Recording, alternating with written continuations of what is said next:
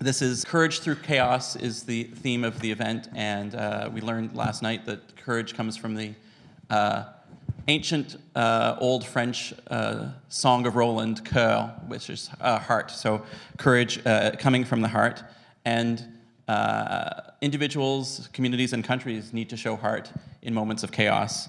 The chaos that we're seeing now is one that perhaps, in a sense, Elder Redbird predicted would happen, but that I think a lot of other folks are a bit more surprised by.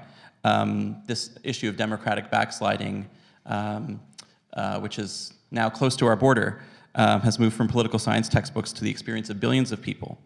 Threats to the very idea of democracy are coming from outside and within, outside Canada and within Canada, including right across the border with the prospect of a Trump 2.0 presidency. So in this panel, we're going to look at implications for Canada and how we can defend ourselves from these threats with courage and emerge stronger. And we've invited a panel of three distinguished folks who are looking at this from different perspectives. So first, starting on this side here, first we've got Stephen Hassan here from Newton, Massachusetts, a mental health professional expert in undue influence tactics used by authoritarian leaders and destructive cults. And who in Canada thought that we would need to have this conversation in 2024? But we do. His experience includes harmful influence of cases of destructive religious and political cults, human trafficking, extremist and terrorist groups, one-on-one relationships, families, parental alienation, mini-cults, therapy and self-improvement groups, professional and institutional abuse, corporate and multi-level marketing programs, and harmful belief systems. That's a lot of attacks on the personality to try to deal with, and we're going to have Stephen's guidance on this as derived in large part from his new book, The Cult of Trump.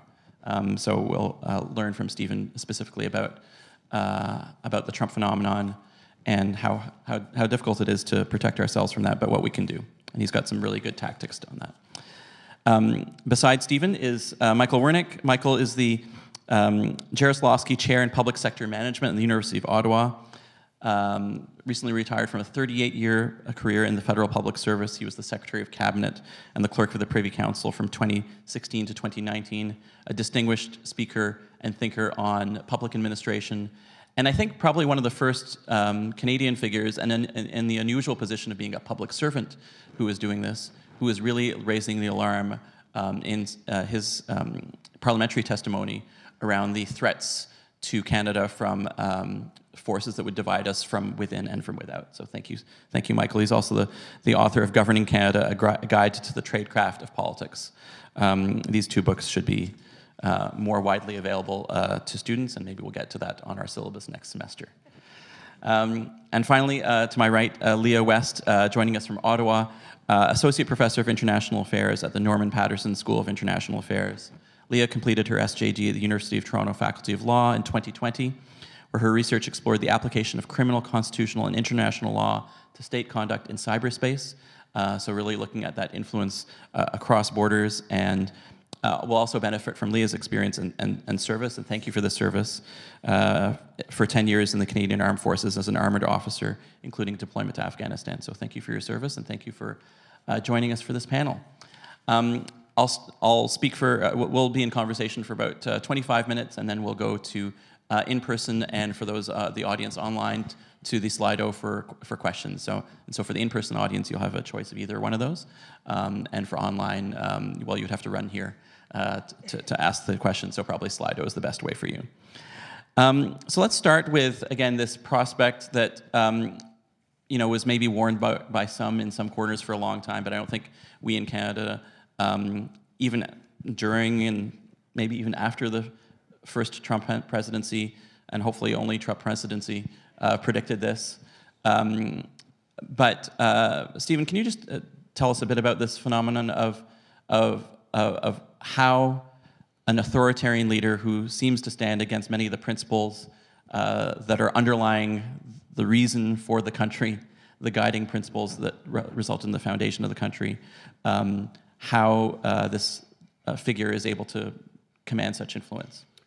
Sure, and thank you so much for the invitation to share my expertise. And I was so moved by Dr. Redbird's prayer and poem, I have to add, in your question about authoritarianism, that I was asked by Dr. Cindy Blackstock to apply my models to colonialism. And in my research with her, and we have webinars, et cetera, I learned about the doctrine of discovery, where the Pope said, go and convert them or kill them, steal their children.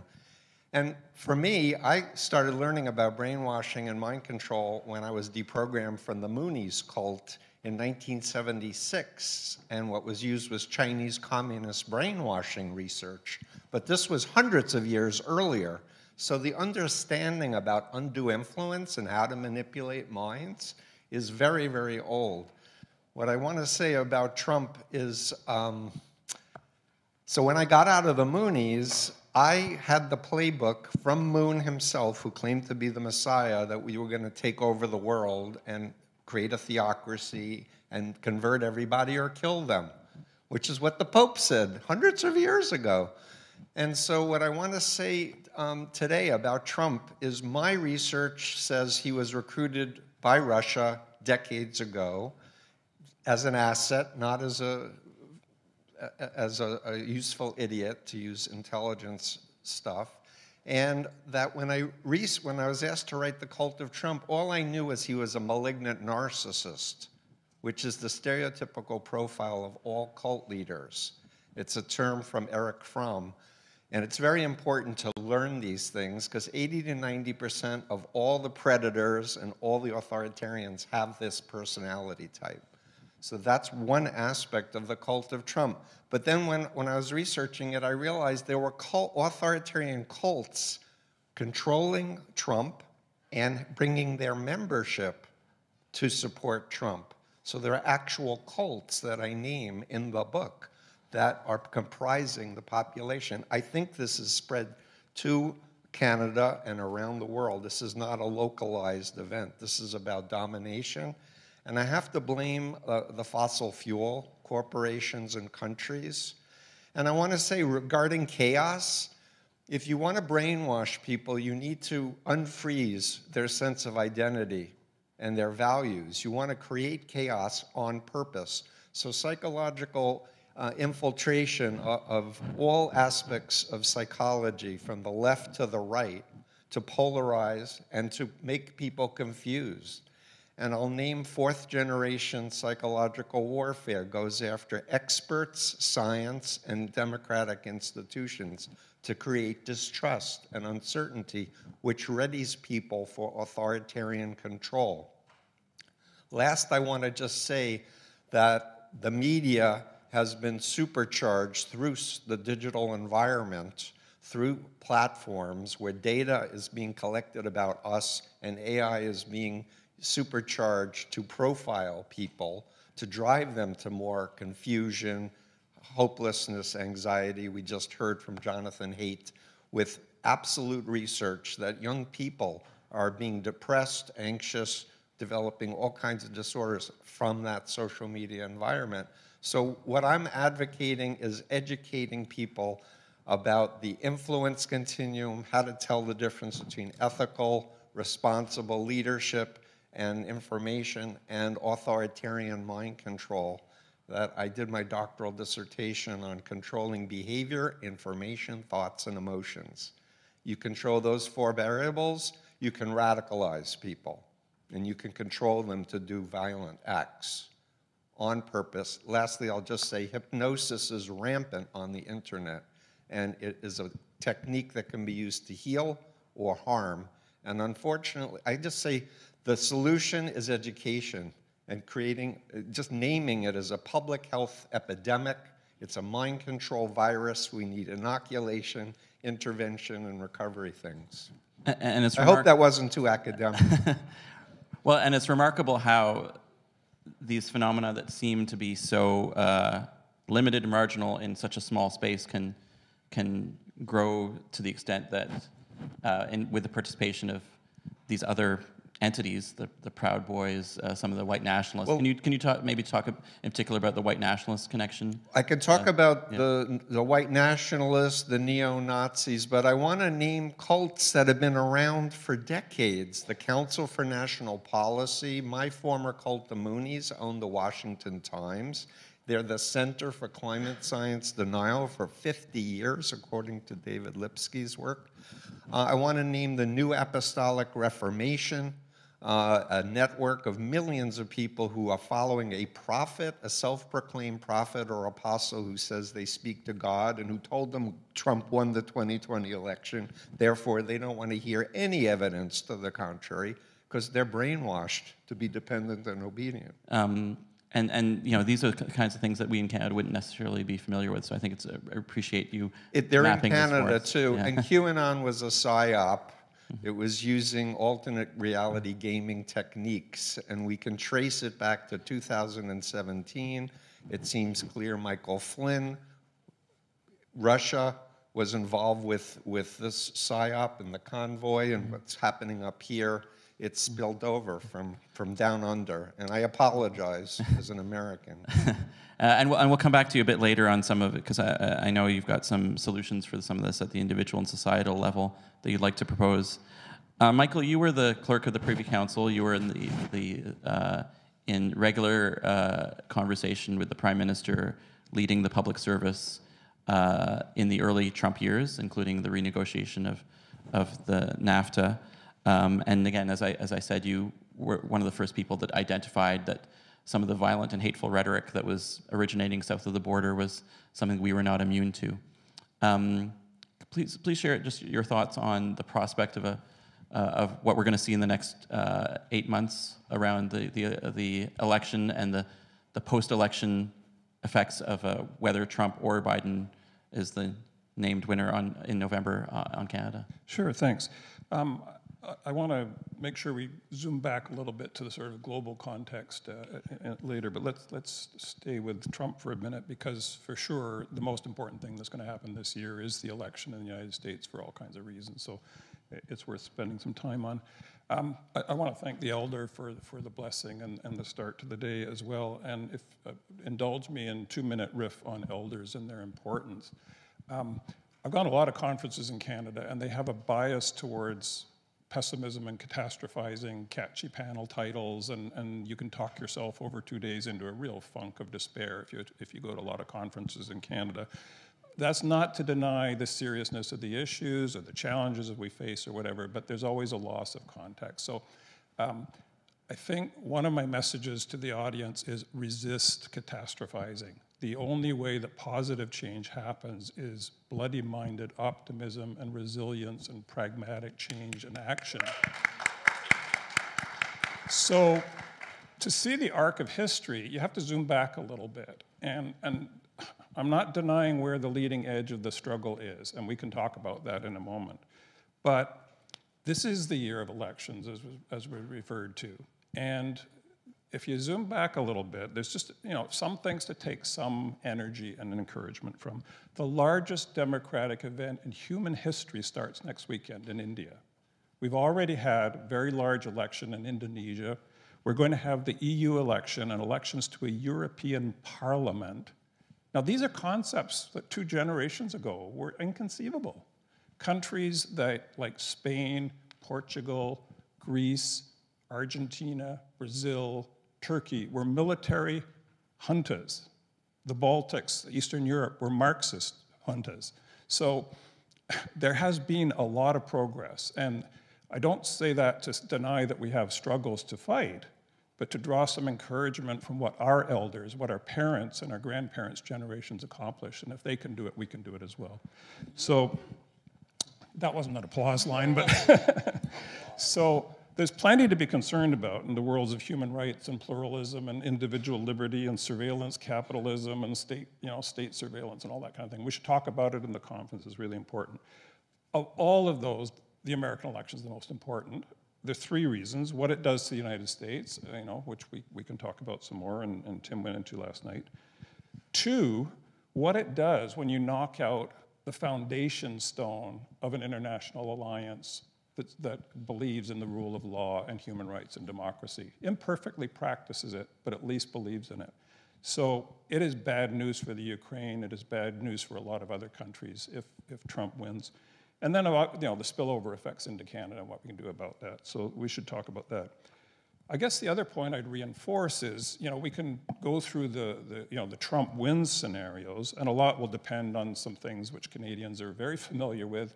Who's going to control the House? Who's going to control the Senate? How would Supreme Court votes go? You'll see maximum use of executive power by Trump, whatever he does. The Heritage Foundation. And we'll see, we will see a sort of a slide towards fascism over a 4-year term. There's no doubt about that. The issue would be more pace and the success of resisting it. You will see a lot of Americans move to Canada, frankly. It'll be like the draft dodgers of the 1960s who populated Canadian universities in the 1970s. And the right wing in the States has already started to turn its attention to Canada. So, the right-wing media and the activist groups are already here.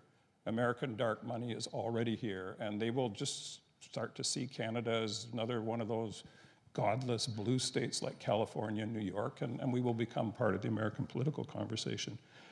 I think the other thing to just keep in mind is even if Biden squeaks out a win at the Electoral College, the MAGA movement hasn't gone. The Republican Party is now irrevocably an isolationist party, which is going to have consequences, through the world. And a lot of these malignant narcissist forces are still alive and well, even if Biden wins. Can I, maybe a fast follow? Canadian policymakers always look for those little places where we can influence, we're the mouse beside the elephant. The federal government has announced kind of a new, renewed Team Canada approach. You've got premiers and ministers going to different states, different cities to try to keep the relationship strong so that regardless of what happens, we can still, do business together. But it seems like what you're describing is far more powerful than anything we could do in Canada. So, well, there's a connection between the two, and we should come back to this because the pressure on us will be economic pressure. From a Trump administration or from a Republican Congress. The success in the NAFTA process in 2017, 2018 was a Team Canada effort. It wasn't the federal government. It was a team effort in which the opposition parties and all of the premiers participated. Everybody, former prime ministers, there was a lot of outreach to anybody who would listen to us in the states, state houses, governors, allies, business groups, civil society, and so on. And there was an incredible unity of purpose about that. And Canadian federalism really came together because it was existentially important to our security and our prosperity. We may face another wave of that in the year to come. There's a couple threads in both of your comments I want to come back to, but maybe I'll pull Leah into this conversation at this point and just talk to us a bit about how can you just maybe react to some of the things you're hearing too, especially in your area of expertise around seeing how how some of these influence operations cross borders and what we should be aware of? Well, I'm going to actually go in a different direction, just to pick up on what Michael just said. Sure. In the international affairs arena and just stabilizing, taking that keystone out of the crux of states that seek to move forward and advance the world in the shape of liberal democratic values. And I think if Trump, this work has always been a bit transactional, like you've got to come to the table with something to be taken seriously. But in terms of international influence in this space, if Trump is elected, that'll become increasingly transactional, right? You don't get to have a say or a place at his table unless you bring something to the table. And I've been hearing over the last several years, especially from diplomats that work in the field, is that Canada's often comes to the table with strong and nice words, but we don't bring a lot with us in terms of putting our money where our mouth is. And in order to actually have influence in the United States or influence in the international community about shoring up democracy, democratic values, liberal, we need to we need to invest in the capabilities to actually bring something to the table with us when we're having those conversations, whether it's defense spending, whether it's commitments to our allies. You know, we actually need to show up with more than words. Otherwise, Trump is not going to care what we have to say.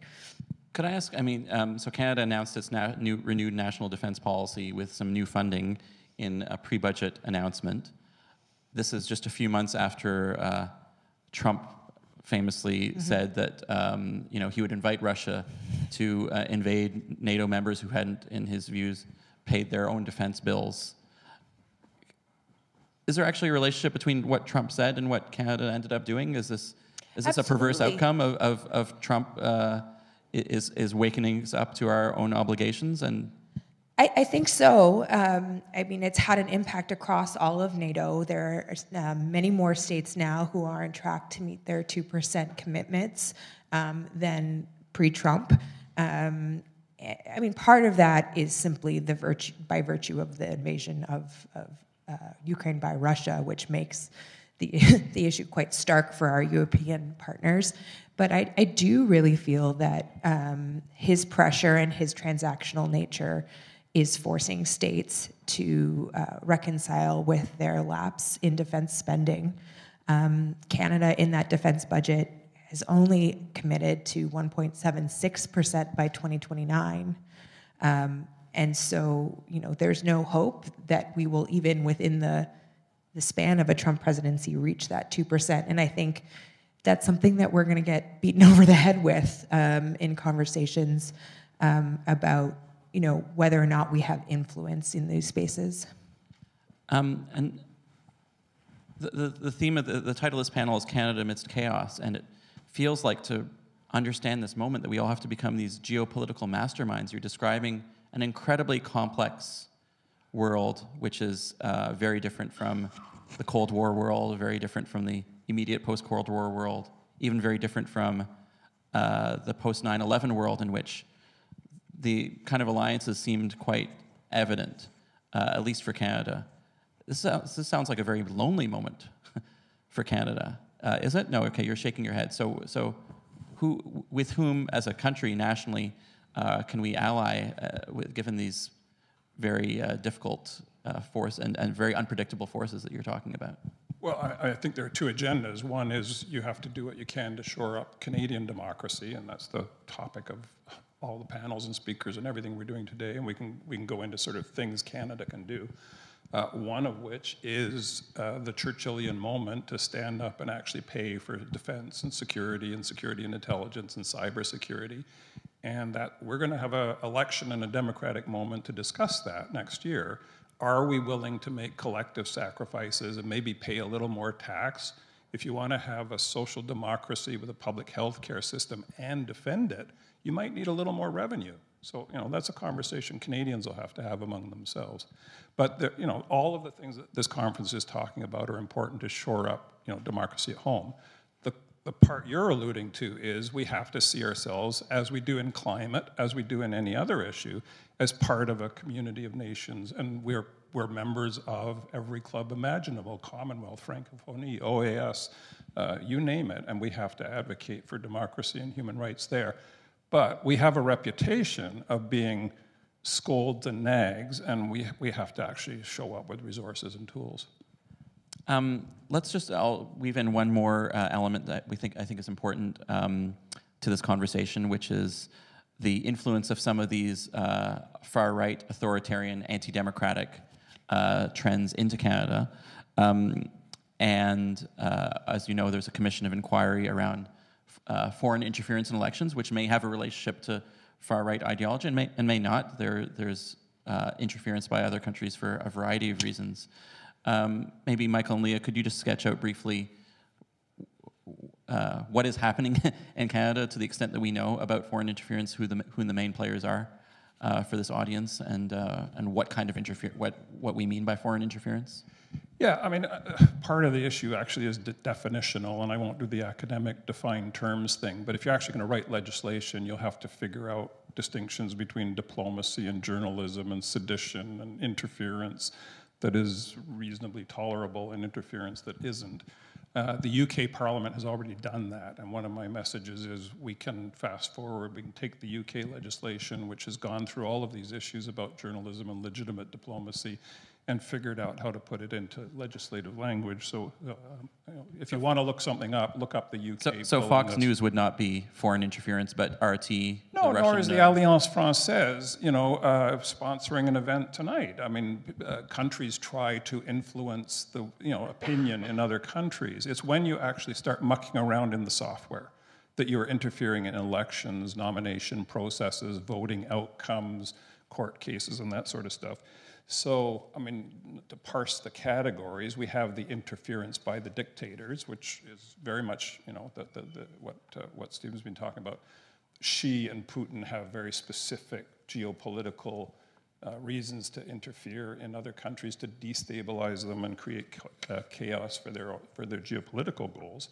There is an interference in diaspora communities by at least a dozen countries in Canada, because there are large populations here and they're an extension of domestic politics.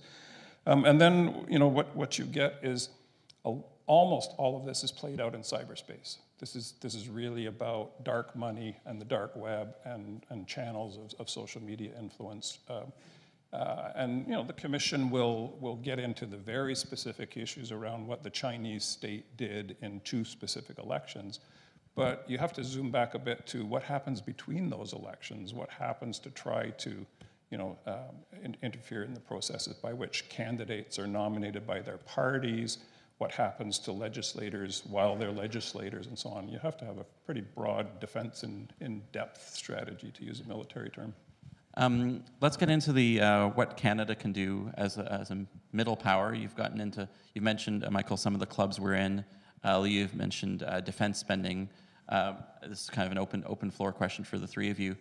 What can Canada do as a nation, as a country that has, as Elder Redbird said, it's a legacy that continues to this day, an anti-democratic legacy in a sense that continues to this day, and what can individuals do in support of their country to inoculate ourselves? And then we'll get to audience questions after. I just really want to affirm everything my panelists have said, especially Michael's encouragement to have hope. The mind controllers want us to have fear, to be uncertain, to not trust experts. We need experts. I mean, really, we need experts. We need science. We need democratic institutions, rule of law. And so I say to everybody, it's your mind, you should know it, you should control your own mind, and you should be aware of all of these forces that are trying to emotionally manipulate our consciousness to get us out of that active electioneering, pioneering, advocacy position of standing up and really thinking about future generations. One of the things Cindy taught me is about seven generations forward, that we should be making decisions today, thinking about the future and our children and our great-grandchildren and great-great-grandchildren. And so my encouragement is psychoeducation as a country to your people, to inoculate them against this insidious mind control virus, and it is curable. And raise your hand if you have a family member or friend who's been radicalized in the last 10 years, right? So most people in the US, the whole audience would raise their hand, and then if I ask people, how many people have blocked their relative or their friend or not invited them to dinner anymore, most of the people raise their hands. The opposite of what to do to help people, to liberate them. It was my family's love that helped me get out of this mind control cult. It was my father's tears saying, how would you feel if it was your son who met this controversial group and disappeared from your life and became a stranger? How would you feel? But he cried. It was that emotion that made me go, wow, he really loves me. And I said, what do you want? He said, I just want you to hear the other side, learn about brainwashing, learn about the Moonies, and then you can go back to the group if you want to, but at least your mother and I will be able to sleep at night knowing we did the responsible thing. And that's what's powered me for 47 years, that this is a virus and there's a cure. People are exiting the cult of MAGA, and they want to speak out, and they should be amplified in their voices. Yeah. What can Canada do as a middle power? I think one of the things that we can do is, and again, not just words, but with resources, start to call out and bring attention, increasing attention to transnational repression and digital transnational repression, and to call out the bad actors in international fora and work with like-minded states. You know, with the growing reality of immigration and the information ecosystem, there's so much opportunity now for dissidents, journalists, foreign students, immigrants, refugees in their new home countries to call out and participate in democratic processes back in their home countries. And authoritarian and democratic backsliding regimes see that as a threat to their power. And they're using the same capacity for travel, open borders, and the information ecosystem to coerce, silence, repress, intimidate people in their new home countries. And it's happening in this country, it's happening in this city, it's probably happening on this campus, right? And so we need to understand that threat. We need to understand what diaspora communities, dissident communities are facing. We need to provide resources and capabilities for those people to feel safe, because many do not feel safe in Canada because their home states can use technology and their loved ones back in their home states to silence them here within Canada. And while that doesn't always take the shape of voting for somebody different, it does silence them and impact people as in Canada's democratic right to freedom of expression, freedom of association, and security. And so we need to do a lot better about not securitizing these communities, but actually recognizing their vulnerabilities and empowering them to feel safe and providing resources to do that. Yeah, it's such an important connection between immigrant integration and protecting our democracy. I teach so many students who come from families where to practice democracy is to put yourself at risk. And if we're going to show an alternative, we have to show that you can practice democracy. You can show courage in this country with safety. Thank you so much for that intervention. Michael, you wanted to get in on this, and then please prepare your questions. Yeah, sure. I mean, I agree with all that. We're all agreeing with each other, but just to add to the sort of to-do list, and the conference actually has identified most of it. I mean, these are things we have some control of among ourselves as Canadians. I'm going to continue to nag to get foreign interference legislation passed before the next election. It would take 3 months of parliamentary time and a little bit of cooperation. It could be done. They're not on the path to do that right now, but if we put pressure on our parliamentarians, maybe it'll happen. We need more resources to Elections Canada and all of our provincial elections agencies to detect and deal with dark money. There are glaring gaps in the defenses of those agencies. We could talk about those. All of the efforts to bring transparency and accountability to social media platforms and their algorithms, as imperfect as they are, we have to get started on that. There are anything that we can do to strengthen journalism and the free press, and I know that's a topic of the conference. We should resist defunding our national public broadcaster, and we should build alternatives at the grassroots level, because it's probably going to happen. So, I mean, those are very specific things. In the international arena, the government put $50 million last year into a democracy fund and a human rights fund. Those can be taken away in a spending review, so put pressure on all 5 political parties to keep those funds going. Okay, I'm going to play, occasionally I play the in-house conservative in various groupings I'm in. I'm going to play the in-house farther right conservative on this one. And just let's get a bit spicier before we get to audience questions.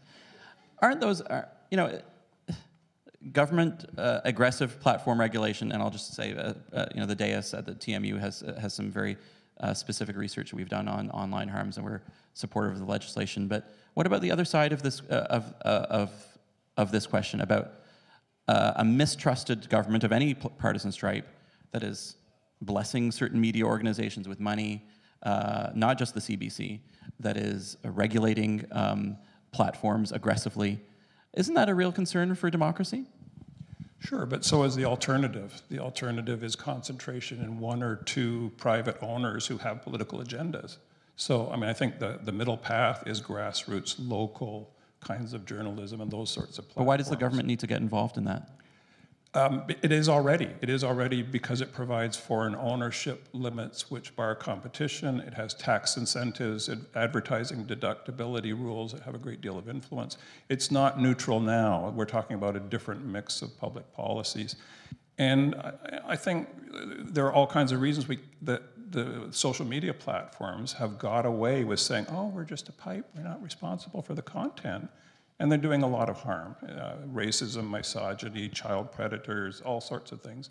And I think it's reasonable to hold them to account. And there's a way to do that without the state, the state broadcaster becoming what it is in Turkey or Russia or whatever, an instrument of the government of the day. If I can agree, I love this guy. I love what he says. I don't know Michael. Anyway. Humor is very important, by the way, on this thing. I want to put a call out for the importance of independent investigative journalism. And the eye of the BITE model is information control. And in order to hold power accountable, we need that investigative power to reveal and shine a spotlight on wrongdoers. One idea I heard is, at least in the United States, if we took $1 of taxes and put it into a fund for independent investigative journalism, it would be a much healthier society. So think about the importance. It doesn't have to be the government. If that makes people queasy, then create foundations and donate to them, fund them, raise the money to support real journalists. And I mean reporters, not just opinion writers. And of course, the far right and authoritarian populists can use those same techniques through their means. Okay, but you have to be willing to enter the arena and win the battle of ideas. And there's no such thing as alternative facts. They're called lies. Lies. Okay, outright lies, withholding vital information, distorting information to skew the picture. We need facts and we need investigative journalism. Okay, I'm looking to the room now and also the Slido. So just put up your hands, and I see Star Spider from the Making the Future class, SSH 505, who's got her hand up. So maybe we can get a mic over to Star. And I want to see one or two more hands if we can. Don't have a ton of time for questions, so quick question, quick answer. Hi, yeah, thank you for talking. We tend to look at these bad actors really closely when they arise, like Trump. Obviously, he's very charismatic, but he's speaking to some real fundamental issues that people are having with the way that sort of our society is structured, I think. And there's, we're moving towards isolation, we're moving towards a lack of community empowerment. And so I'm just sort of wondering, at what point do we sort of turn the lens on ourselves and go, is what we're doing here not sustainable, because it's always going to be this battle against these arising bad actors as they sort of bubble up because of the way that we've structured things. So is there a structural problem that the government can reasonably have an impact on, or is there a way to work with it's sort of an abolition versus reform argument, or is there a way to actually create empowered citizens and a real dynamic sense of community within the structure that we currently have? Well, it's a great question, but let me say, if it is not for governments to fix this, it's for all of us to fix this, and it's largely through grassroots involvement and community groups and multi-level, multi-stakeholder processes, many of whom are out there with booths at this conference. They're important tools that governments can put in place, and I listed a few of them, but that's kind of necessary but not sufficient. What worries me, I guess, these days most is the basic premises that you alluded to factfulness, data, evidence, misinformation. There was a poll out in February that showed how many Canadians believe in various conspiracy theories. There's a hefty number of Canadians believe the election was stolen in the United States, and on and on. So we're going to have to be in a generational battle to preserve just rationality, evidence, data, science, those are all sort of things. If people don't trust the media, they don't trust the courts, if they don't trust their public sector, and they don't trust their politicians, then they are completely wide open to the demagogues. And I'll Educating. sorry. The underlying structure is democracy, and authoritarians and bad actors can always take advantage of democracy, because democracy is messy and leaves doors open for freedom of thought and freedom of ideas. And I think the problem is that after the Cold War, we got pretty complacent in ensuring that the institutions that build and maintain our democracy are built and maintained to be strong and healthy. We've allowed for influences that seek to destabilize those institutions to flourish because we didn't reinforce them. And I think a lot of what we're talking about here today is how do we institute the four walls of the state to shore up democracy against those authoritarian actors who will seek to take advantage of them. And very briefly, I think educating people about social psychology is really, really important. I want to do a call out to Dr. Zimbardo's heroicimagination.org. It's a set of curriculums with short videos that explain key elements of social psychology. Because if you understand how people can influence each other, we have better choices to stay centered on our values. Core values of love and honesty. Don't do to others what you don't want done to you. Stop othering people and putting them down in order to lift yourself up. Like, be human rights centered and rule of law and democratic. I'm going to take a Slido question. I'm going to take Jenna's because I think she's in the room. What do you think about the next generation becoming so enthralled with TikTok in the context of brainwashing? TikTok, I interviewed a Harvard social psychiatrist, Carl Marcy, about his book Rewired, about the dangers and destruction neuroscientifically of social media, but especially TikTok. And he was reporting a phenomenon of young girls developing tics and young boys from TikTok. And these algorithms are oriented to capture our attention. And that's the key. With mind control, you don't want your attention controlled by an external authority. You want to be in charge of your time. You don't want to do doom scrolling. That's a hypnotic phenomenon, by the way, where you lose time. You're going to go on a platform for 2 minutes and check something, and 2 hours later, you're missing sleep. And I'm with Jonathan Haidt, like ban cell phone use with kids under 16 in all schools. That's what he just called for. Just quickly on that, TikTok is not social media. There's nothing about it that is social. You're not connecting to your network of friends and family. It's broadcast media. And it's broadcasted at you by an algorithm controlled by a foreign state. So just think about that. That's so valuable. Thank you. I hadn't thought about it, but you're absolutely right. Okay, some very pointy comments on TikTok to end the conversation. Maybe there's some deleting happening now, but for every individual deletions that are happening, we know there's a lot of additions too, so we'll see what happens with that issue. This is a wonderful conversation. I appreciate the chance to have you educate us about some of these issues at the individual, at the societal level from your respective areas. Thank you so much. I know our panelists will be around for some of the day, so if you're in person, you can join them in the hallways. Just want to say thank you for the panel.